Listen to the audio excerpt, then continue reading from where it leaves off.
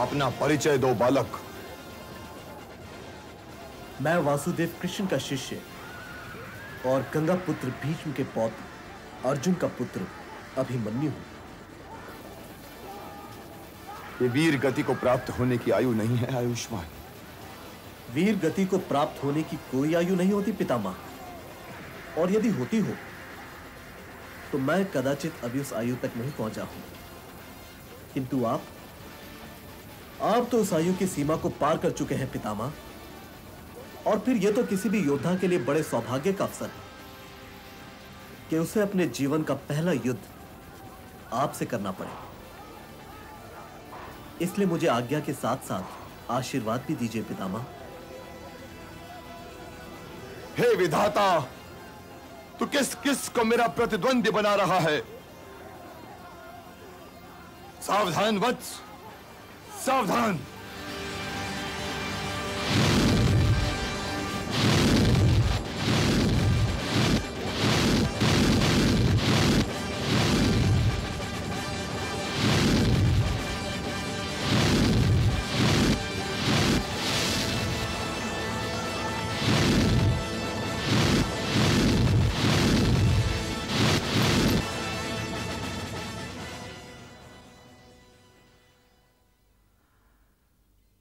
हे महाराज, मुझसे ये युद्ध देखा नहीं जा रहा।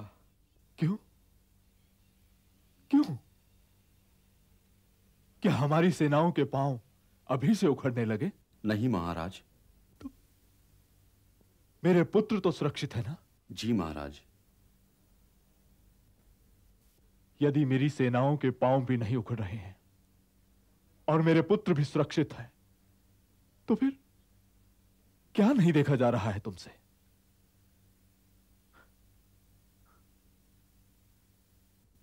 ताजश्री तो वीर गति को प्राप्त नहीं हो गए। नहीं महाराज, वे कैसे वीर गति को प्राप्त होंगे? उनके पास तो इच्छा मृत्यु का वरदान है। जब तक वे हस्तिनापुर को चहुं ओर से सुरक्षित नहीं देख लेंगे, तब तक तो वे प्राण त्याग ही नहीं सकते। किंतु हे महाराज, वहां अर्जुन पुत्र अभिमन्यु पितामह से युद्ध कर रहा है। जिन हाथों को पितामह के चरणों की ओर जाना चाहिए था, वे ही धनुष पकड़े हुए हैं, और जिन हाथों को आशीर्वाद के लिए उठना चाहिए था, वे ही वाण चला रहे हैं। भरतवंश के सारे वृद्ध, सारे तरुण और सारे बालक घायल हैं, किंतु लहू तो भरतवंश ही का बह रहा है न महाराज। शूरवीरों का लहू तो बहने ही के लिए होता है संजय। वीरों के लिए घाव तो पारितोषिक की भांति होते हैं। जैसे जैसे घाव बढ़ते जाते हैं, वैसे ही वैसे उत्साह भी बढ़ता जाता है। कुरुक्षेत्र की दिशा में देखते रहो और मुझे मेरे पुत्रों का समाचार देते रहो। मेरे पुत्र दुशासन की सुनाओ, क्योंकि मेरे कान में कुंती पुत्र भीम की प्रतिज्ञा अभी तक गूंज रही है। जो आज्ञा।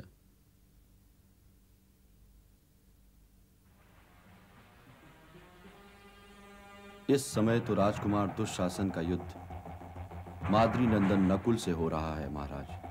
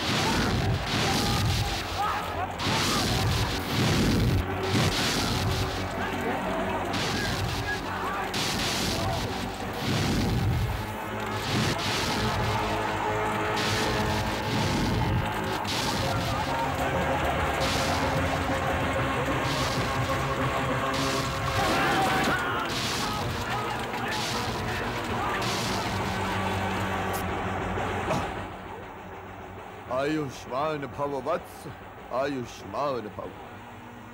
ये भरत वंश अर्जुन ही की भांति तुम पर भी सदैव गर्व करता रहेगा। तुम्हारे बाणों ने मेरी वृद्ध आंखों की ज्योति बढ़ा दी है वत्स। धन्य है वो वंश जिसमें तुम जैसे योद्धा ने जन्म लिया है। किंतु मेरे और तुम्हारे बीच इस युद्ध का कोई परिणाम नहीं निकल सकता वत्स, क्योंकि मैं तुम्हारे प्राण लूंगा नहीं और तुम मेरे प्राण ले नहीं सकते। इसलिए अपना रथ कहीं और ले जाओ वत्स, कहीं और ले जाओ। क्षमा चाहता हूं पितामह, मेरा रथ दूसरी ओर नहीं जा सकता।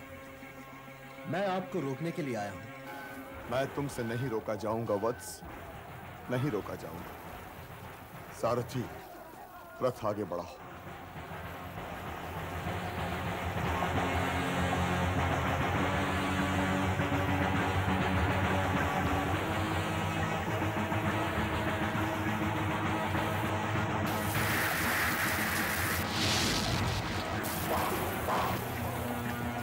अर्जुन!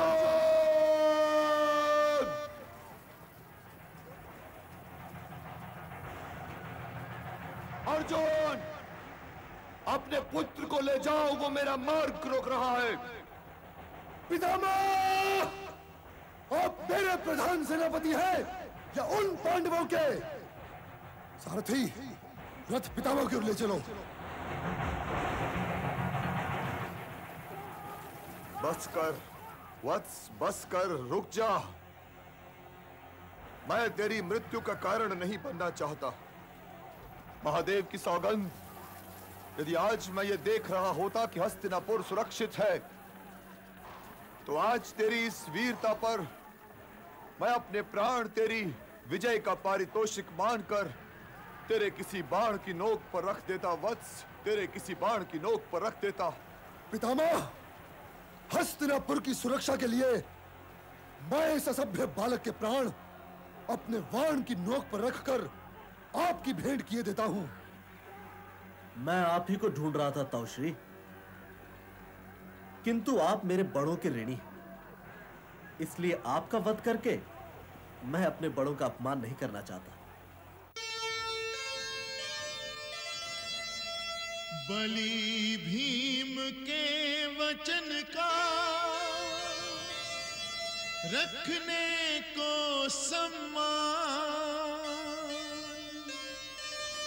झुका दिए अभिमन्यु ने अपने तीर कमान।